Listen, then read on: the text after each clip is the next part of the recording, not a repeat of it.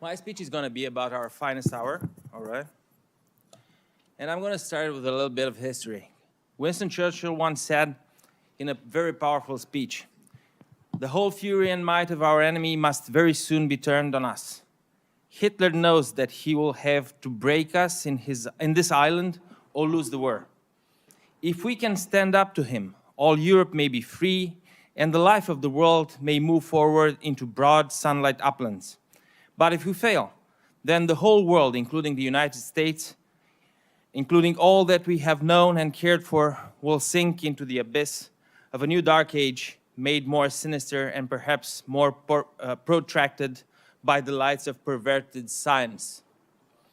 Many analysts compare the period of the Second World War and the clash between the free world and totalitarianism with what is happening today in the world.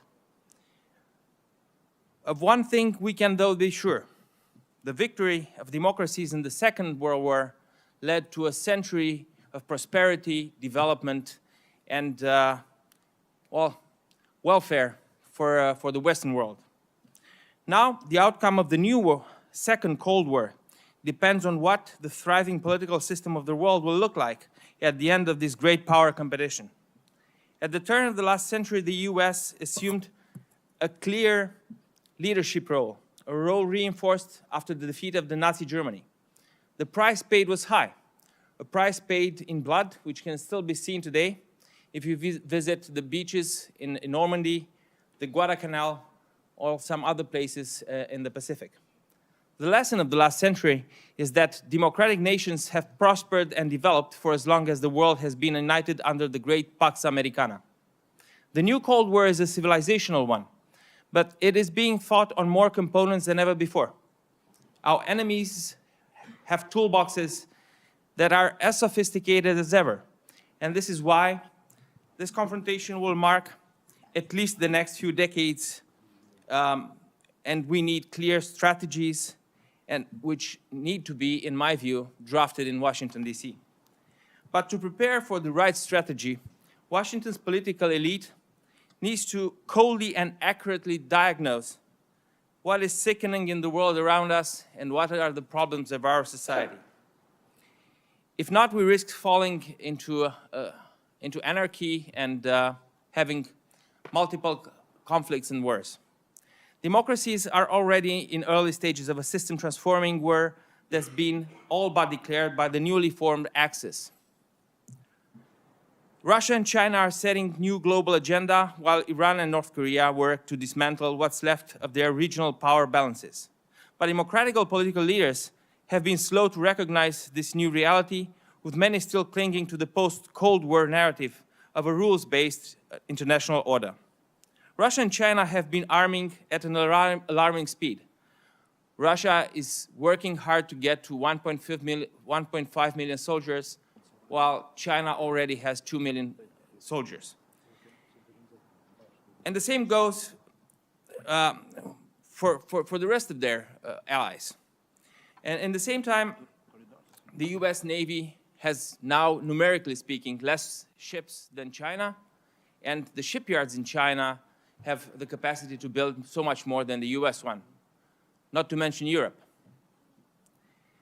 So let's not make any mistake, because this Cold War is not only about armament, it's also about economic dominance and the constant fight for influence and control over people's minds and power of understanding.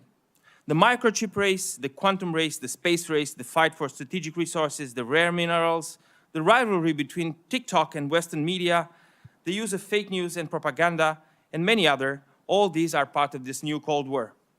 Moreover, this fierce great power rivalry is in large part a consequence of the end of the Cold War more than 3 decades ago, without the United States and the West having adapted its foreign policy to the new reality. And I'm talking here about 2 moments, the Tiananmen Square, 1989, and the WTO. So, what should our strategy be? In my view, I'm going back to Ronald Reagan, who said, "We win, they lose." For this, I truly think that we need to work together now more than ever. On one side, we must have NATO countries led by the US, together with the Asian democracies, Japan, South Korea, the Philippines, Taiwan, and of course Australia and New Zealand, plus many other states in the region that are increasingly feeling the pressure and threats of our opponents. We should also be seriously thinking of the old Latin saying, divide et impera, which right now works against us, and we should be putting it to use for us. A step we must take is to explain our citizens through a common strategy that we are already in a new Cold War. We shouldn't be avoiding this. I know for sure that in Europe nobody speaks about it. And we need to build political communities such as this one. And I must praise you, Robert, for your work, and thank you, and thank for the work of the board of PISF, and not the last Lucas for his wonderful effort. So we need to increase our defense budget, as President Trump constantly and rightfully asked, pay your fair share, he said. He was criticized for that. But look where we are now. The message of the president was a decent one, a push to protect our nations and to prepare for the future. What we all need to understand is that the defense budgets declared by Russia and China are much lower than the real ones. Ironically, the director for the US Department of Defense that estimated what is the impact of Chinese and Russian investment in weapons has been dissolved.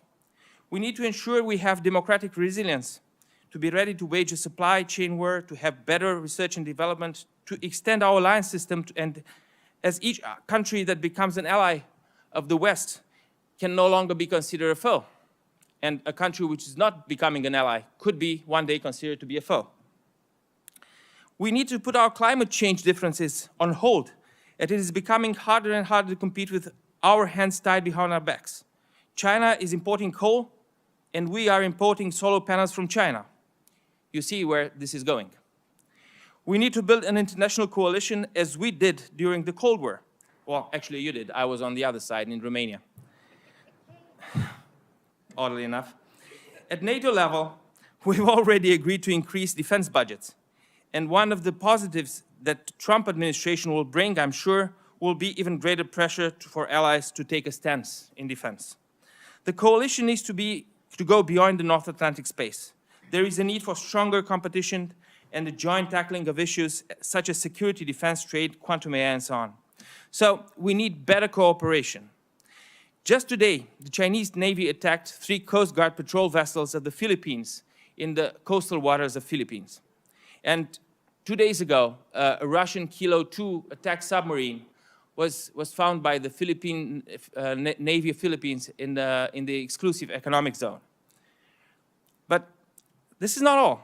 Last month, Russia performed an unprecedented try to take over power in the Republic of Moldova. I was there 3 weeks ago. By using priests trained by the Russian intelligence in Moscow.